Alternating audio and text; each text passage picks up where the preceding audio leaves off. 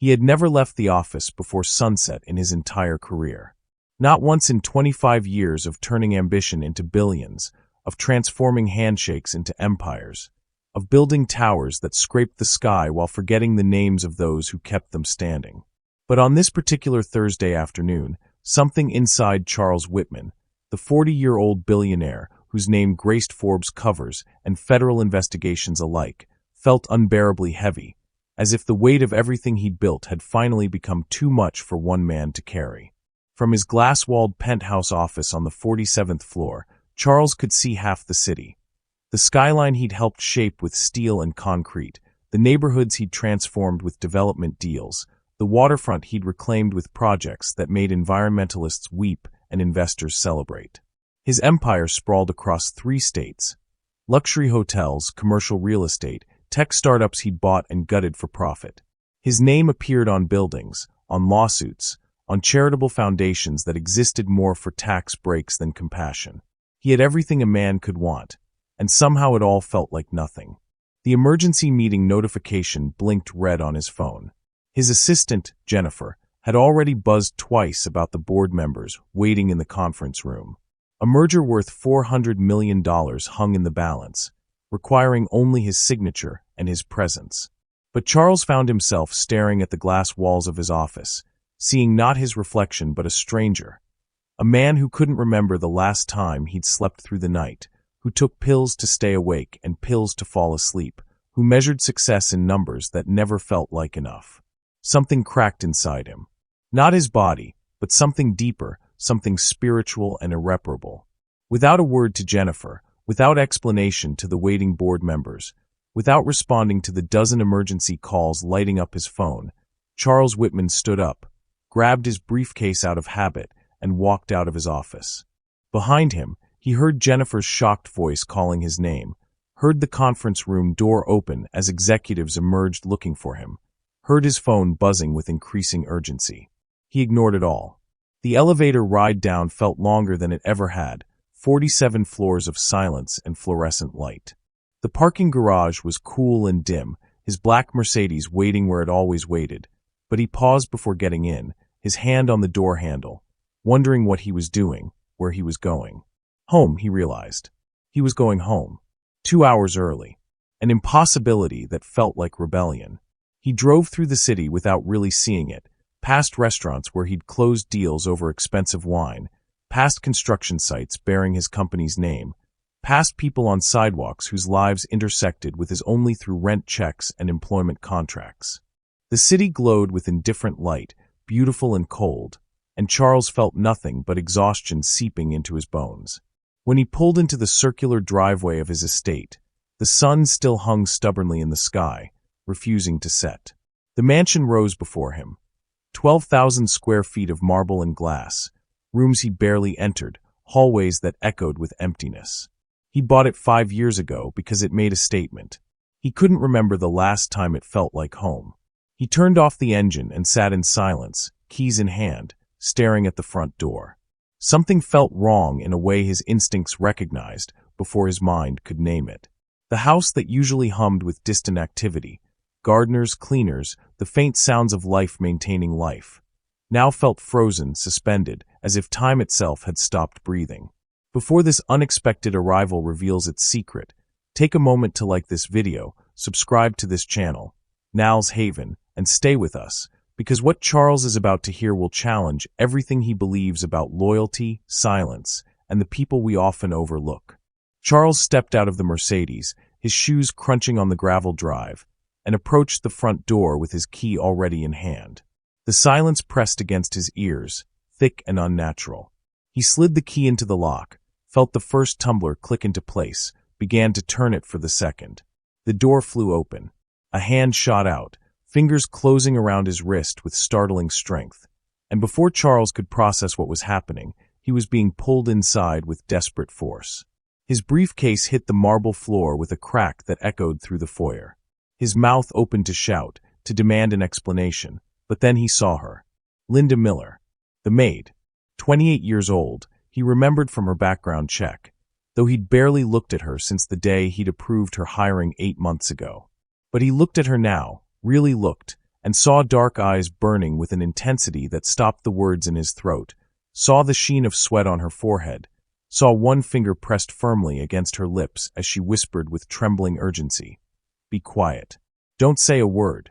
And in that frozen instant, Charles Whitman, who had stared down senators during federal investigations, who had crushed corporate rivals in boardrooms without flinching, who had never shown weakness to anyone, felt genuine terror flood his veins like ice water. His heart slammed against his ribs. His breath caught.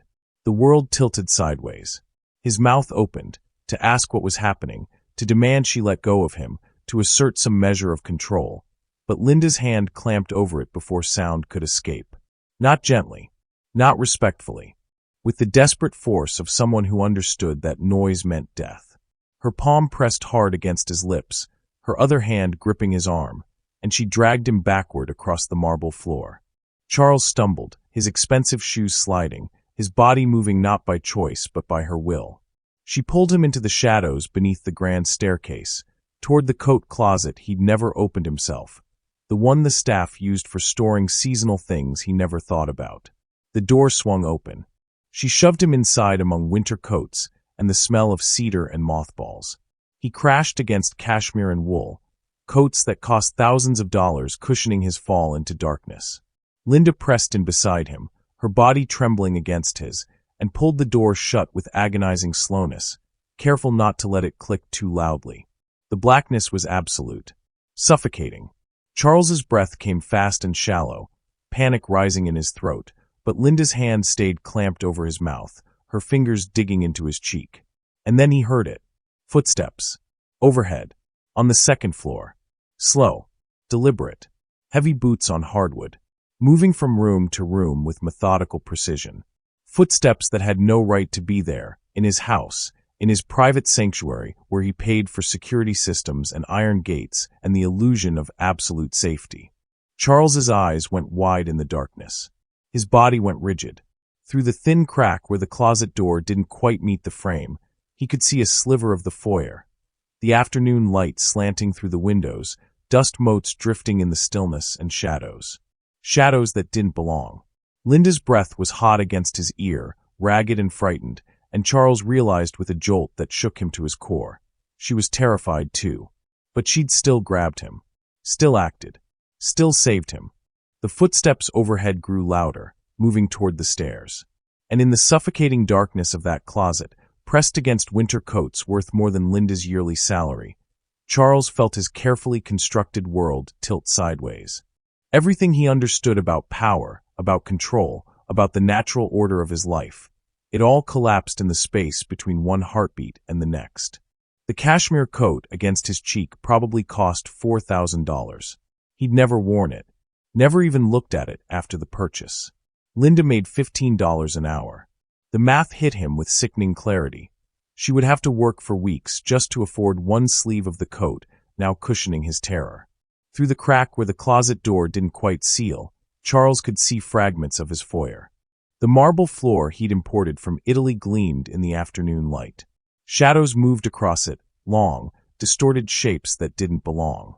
His breath came in short, shallow gasps against Linda's palm, fogging in the small space between her fingers and his mouth. Then he heard voices. Low, professional, speaking in tones that suggested planning, coordination, purpose. Not the raised voices of random thieves, but the calm efficiency of men who knew exactly what they were doing and why they were there. A shadow crossed the crack in the door. Charles's body went rigid. Through the narrow opening, he caught a glimpse, dark clothes, tactical boots, and something metallic that caught the light as the figure moved past. A gun. The man was carrying a gun in Charles's house, walking across Charles's floors, breathing Charles's air. Linda's body pressed closer, her trembling transferring into his bones. Her breath was hot against his ear, rapid and frightened, and then she whispered so quietly he almost couldn't hear it, the words barely more than shaped air. They came an hour ago. 3 men. They have guns. They're waiting for you. The reality crashed into Charles like a physical blow. His fortune, billions spread across accounts and investments and properties, meant nothing in this moment. His connections, senators, governors, CEOs who owed him favors, couldn't help him. His reputation as a man who always won, who never showed weakness, who crushed anyone in his path. It was all meaningless in the face of three armed men who had somehow walked into his fortress. He was prey. In his own home, surrounded by his own wealth, he was being hunted like an animal. And the only thing standing between him and whatever those men planned to do was a woman he paid barely above minimum wage. A woman whose full name he'd had to check his phone to remember when she'd called in sick last month. A woman he walked past in hallways without acknowledgement, whose face blurred into the background of his life along with all the other people who cleaned and cooked and maintained the world he barely noticed. Footsteps on the stairs now. Coming down. Slow and deliberate. Each step announced with a creak of wood that Charles had never bothered to have fixed because he was never home to hear it. Linda's hand tightened over his mouth. Not to silence him anymore. He was beyond making sound, but as if she needed to hold on to something, needed to know he was still there, still breathing, still alive. Her whole body shook against his, and Charles realized with a strange, distant clarity that she was terrified. Absolutely terrified. But she'd grabbed him anyway. Pulled him to safety anyway. Risked her life for his anyway. The footsteps reached the bottom of the stairs. Stopped. Waited. Charles closed his eyes in the darkness and prayed for the first time in 20 years. But Linda remembered everything. She remembered being 10 years old, sitting at the kitchen table in their cramped apartment in Dorchester, watching her older brother James polish his security uniform. He'd been so proud of that job, working for the Harrington family in their Beacon Hill mansion, one of Boston's oldest and wealthiest dynasties. 23 years old and finally making enough to help their mother with rent, to buy Linda new shoes for school instead of hand-me-downs from the church donation bin. She remembered the night he came home with his face gray, his hands shaking as he poured coffee he didn't drink. How he'd sat across from their mother and said he'd found something at work, documents hidden in Mr. Harrington's study, emails he'd seen while checking the security system, numbers that didn't add up. An embezzlement scheme that reached beyond the family into dark places James didn't fully understand, but knew were dangerous. Wire transfers to offshore accounts. Names of people who'd disappeared from the news. Money that came from sources that made his stomach turn. He'd done what he thought was right. He'd tried to warn them, tried to protect the family he worked for. Requested a private meeting with Mr. Harrington. Presented what he'd found with trembling hands and earnest conviction, believing they'd want to know, believing they'd be grateful for his loyalty.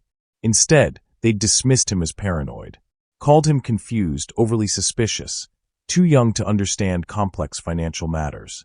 Mrs. Harrington had smiled that cold smile wealthy people reserved for those they considered beneath them and suggested James was stressed, working too hard, perhaps imagining connections that weren't there. They'd sent him home with a warning to keep such theories to himself, to avoid creating unnecessary scandal that could damage the family's reputation. Linda remembered 3 weeks later.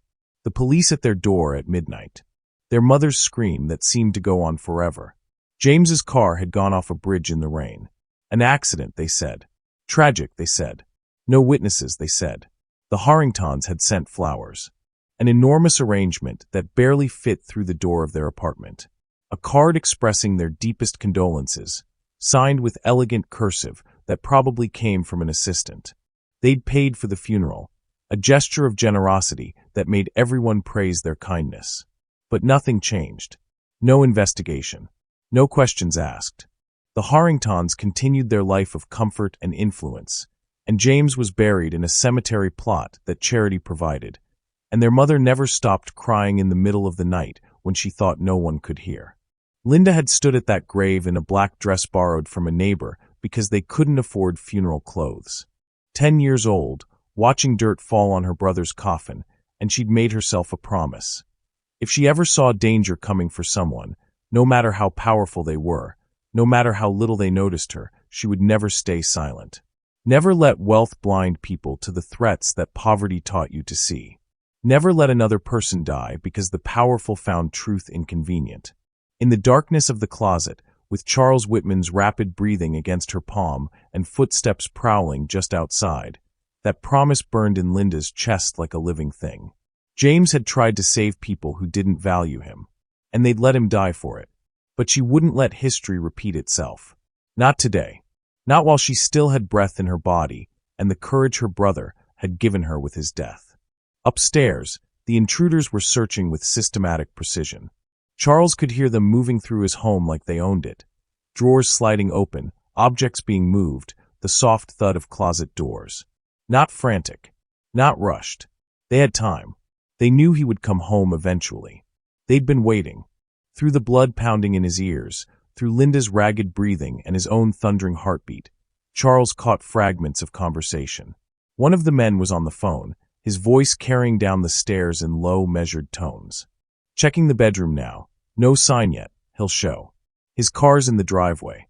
Another voice closer, just above them now. Found his safe. Get the tools from the van. And then a third voice, rougher, edged with bitterness that made Charles's stomach clench. Doesn't matter what's in the safe. This isn't about money. This is about Thompson. Thompson. The name hit Charles like a fist to the gut. Richard Thompson. His former business partner. The man he'd forced out of their joint venture 3 years ago, walking away with everything while Thompson got nothing but legal bills and a reputation in ruins. Charles had celebrated that victory with a $500 bottle of champagne in his office, toasting his lawyers for finding the loophole that made it all legal. Miller Textiles too, another voice said. My brother worked there for 15 years. Plant closed overnight. No severance. Nothing. Miller Textiles. Charles's jaw clenched. The factory closure that had devastated a town in Pennsylvania. 300 jobs gone in a single day, while his quarterly profits jumped by $8 million. He'd never visited the town, never seen the faces of the workers. They were just numbers on a spreadsheet, liabilities to be eliminated. His board had congratulated him on his decisive action. And don't forget Riverside, the bitter voice continued. Buried those environmental reports deep, didn't you? Kids are sick now. Water's poisoned. But Whitman got his luxury condos built. Riverside. The land deal. Charles's hands, still pressed against expensive coats in the darkness, began to tremble. He'd known about the soil contamination. Of course he'd known. His environmental consultants had warned him. But remediation would have cost millions and delayed the project by years. So he'd buried the reports, paid off the right inspectors, fast-track construction. The condos sold for a fortune.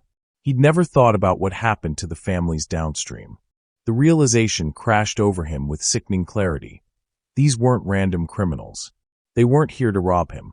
They were ghosts of his own ruthlessness. Consequences he'd never imagined would walk through his door with weapons and intentions that wealth could not negotiate away.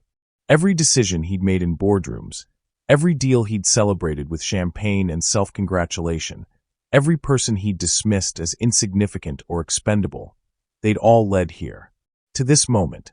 To armed men in his home, speaking the names of his victims like a roll call of the damned. His empire hadn't just built buildings and bank accounts. It had built enemies.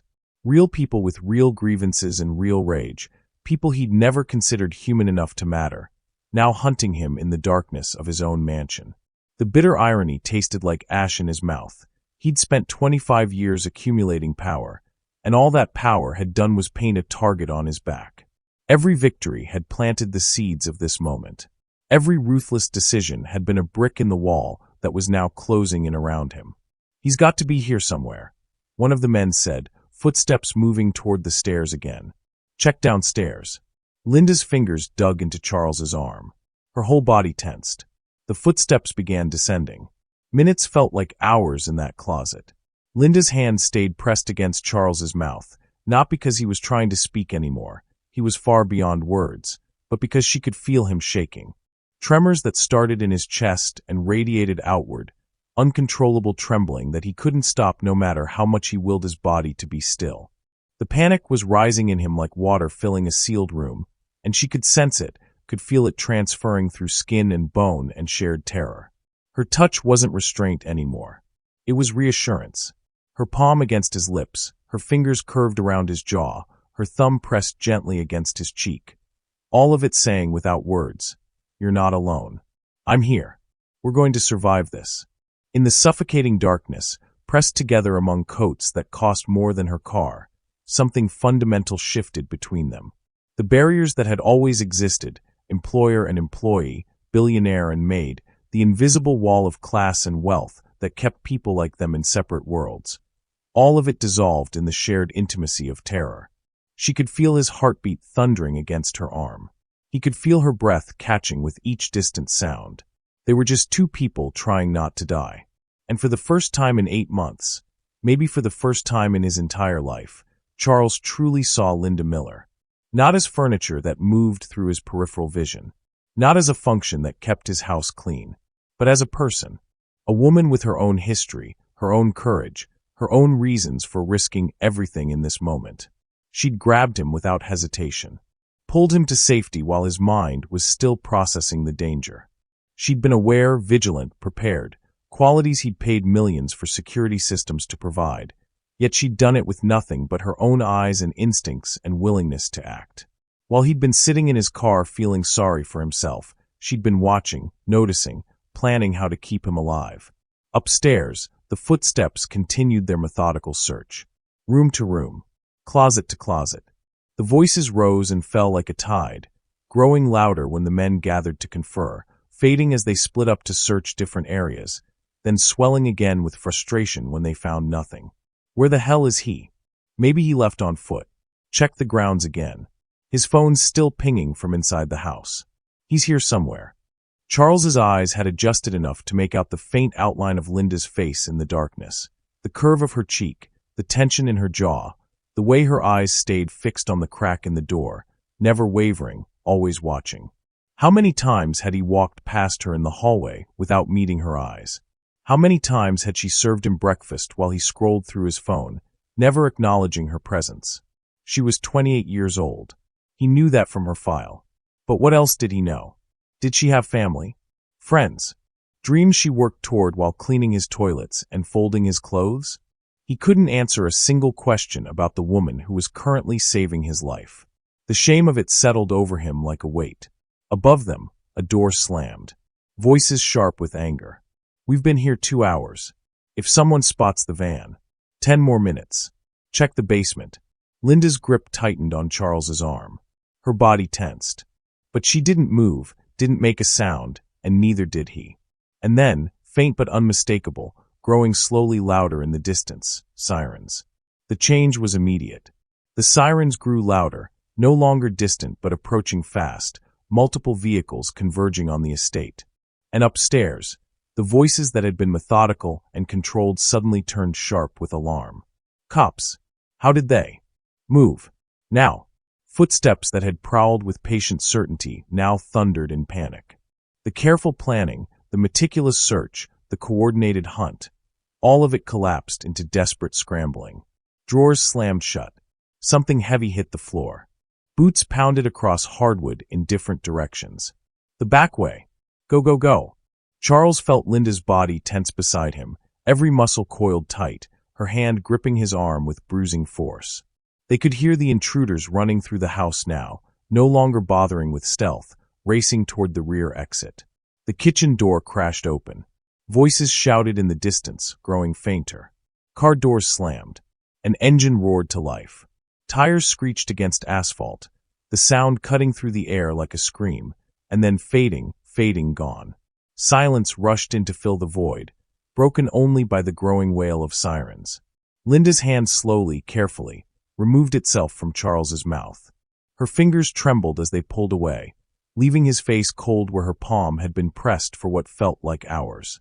In the darkness, her voice came as barely more than a whisper, shaking but triumphant. I called the police before you arrived. I timed it perfectly. Charles's mind struggled to process the words. She'd called them. Before he got home. She'd seen the danger, assessed the threat, calculated how long it would take for help to arrive, and timed everything to the minute. While he'd been sitting in his car feeling sorry for himself, while he'd been walking toward his own death with a key in his hand, she'd been orchestrating their survival with nothing but a phone and her courage and a promise she'd made at her brother's grave 18 years ago.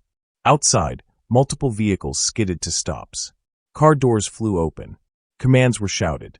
The police were flooding the property, voices calling out as they secured the perimeter. Lights suddenly blazed as someone, an officer, threw open the front door. The closet door swung wide moments later, and brightness streamed in, blinding after so long in darkness. Charles squinted against it, his eyes watering, his body unable to move. And then his legs gave out. He collapsed against the wall of the closet, sliding down among the expensive coats until he hit the floor. His $3,000 suit crumpled beneath him, wrinkled and sweat-stained and suddenly as meaningless as everything else he'd once thought mattered. His hands trembled uncontrollably. His breath came in ragged gasps that might have been sobs. His face was wet. When had he started crying? He couldn't remember. Tears streamed down his cheeks, hot and unstoppable, and he couldn't make them stop, couldn't regain control, couldn't pull himself together the way Charles Whitman always pulled himself together. Because for the first time in 40 years of living, he understood how fragile everything was, how easily it could all end, how the empire he'd built, the power he'd accumulated, the reputation he'd crafted, none of it had protected him when death came calling. None of it had mattered in the darkness of that closet. A woman he'd paid $15 an hour had saved his life. A woman whose name he sometimes forgot. A woman he'd treated as invisible. And she had seen everything. Officers were in the foyer now, weapons drawn, clearing rooms, calling out positions. Their voices sounded distant underwater, as if Charles was hearing them from the bottom of a well. Linda stood above him in the doorway of the closet, backlit by the harsh brightness of the foyer lights, and she was crying too. The police took control of the scene with practiced efficiency. Officers swept through the mansion room by room, clearing spaces, photographing evidence, speaking into radios with clipped professionalism. The house that had been a tomb of silence now buzzed with urgent activity, footsteps, voices, the crackle of police communication. Charles remained on the floor of the closet, unable to stand. His legs refused to support him. Every time he tried to rise, his muscles turned to water and he collapsed back against the wall. An officer crouched beside him, asking if he was injured, if he needed medical attention, but Charles couldn't form words. He could only stare. At Linda. She stood a few feet away, speaking to a detective, her voice steady despite the tears streaming down her face. And Charles saw her, truly saw her, for the first time in 8 months. Not as staff, not as background, not as a function of his household that existed to maintain his comfort, but as his savior, as the reason he was still breathing, the woman whose full name he'd sometimes forgotten when signing her paychecks, whose dreams and hopes and fears he'd never once asked about in all their interactions, who had saved his life with courage that money couldn't buy, awareness that wealth couldn't provide, and a promise born from tragedy he'd never known existed. Thank you. The words finally came, hoarse and broken, barely more than a whisper. Thank you. It felt pathetically inadequate. How do you thank someone for your life? What words could possibly be enough? They felt like dust in his mouth, meaningless syllables that couldn't bridge the chasm between what she'd done and what he could express. Linda's composure cracked. The tears that had been falling silently now came with shaking shoulders, with gasping breaths, with the full weight of fear she'd forced down for hours finally breaking through. Her whole body trembled. The terror she'd contained to keep him calm, the panic she'd suppressed to keep them both alive, all of it flooding out now that the danger had passed. An officer steadied her, guided her to sit on the stairs. The detective continued his questions, and Charles listened in stunned silence as the full scope of her vigilance unfolded. She'd noticed the car parked down the street 2 hours before Charles arrived. A black SUV with tinted windows that didn't belong in the neighborhood. Had watched 3 men exit and approach the property. Had heard the back door being forced open while she was upstairs changing linens. Had hidden in a bedroom, called 911 immediately, given them the address, the number of intruders, descriptions of the men and their vehicle. And then she'd calculated. Police response time to this neighborhood averaged 15 to 20 minutes. Charles always came home around 7. If the intruders were waiting, if they didn't know he sometimes worked until midnight, they'd expect him around 7. So she'd positioned herself by the front door and waited, knowing the police would arrive approximately 2 hours after her call, timing everything to ensure they'd come just as the situation reached its breaking point. I couldn't let them. Linda's voice broke. I couldn't let you walk in alone. I couldn't stay silent. Not again. Charles felt shame burn through him like acid. She'd noticed everything: the suspicious car, the forced entry, the timeline, the danger, while he'd been oblivious to all of it. More than that, he'd been oblivious to her for 8 months. She'd moved through his house with watchful eyes and a heart shaped by loss, and he'd never seen any of it. The invisible made visible.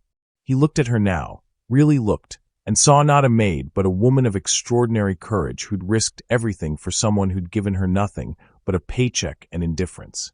In the weeks that followed, Charles Whitman changed in ways that shocked everyone who knew him.